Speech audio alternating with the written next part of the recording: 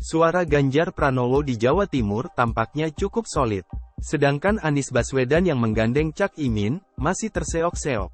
Hal ini terlihat dari survei terbaru yang dirilis Saiful Mujani Research and Consulting atau SMRC pada September tahun 2023. Dalam survei ini, SMRC membuat simulasi pasangan Capres-Cawapres dengan raihan 44% suara, Ganjar mengungguli Prabowo Subianto 23%, Anies Baswedan 14,2%. Sementara yang tidak menjawab 18,8%. SMRC juga melakukan simulasi dengan 3 pasangan, yakni Ganjar Pranowo Mahfud MD, Prabowo Subianto Erick Thohir, dan Anies Baswedan Muhaimin Iskandar, Cak Imin. Hasilnya, pasangan Ganjar Mahfud unggul jauh dengan suara 45%. Lalu disusul Prabowo Erick 28% dan Anies Cak Imin 12%. Pendiri SMRC, Saiful Mujani mengatakan dalam simulasi ini suara Anies cenderung tidak banyak berbeda dan bahkan lebih rendah dari tingkat nasional yang mendapat angka 17%.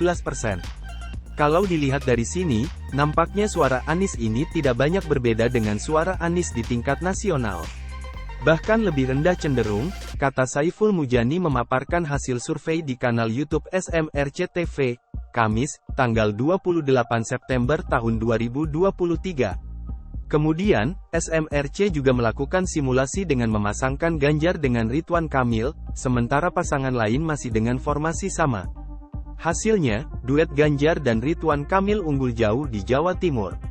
Simulasi kedua, Anies Muhaimin mendapat dukungan 14%, Ganjar RK 47%, Prabowo Erick 24%, dan tidak jawab 14%, kata Saiful.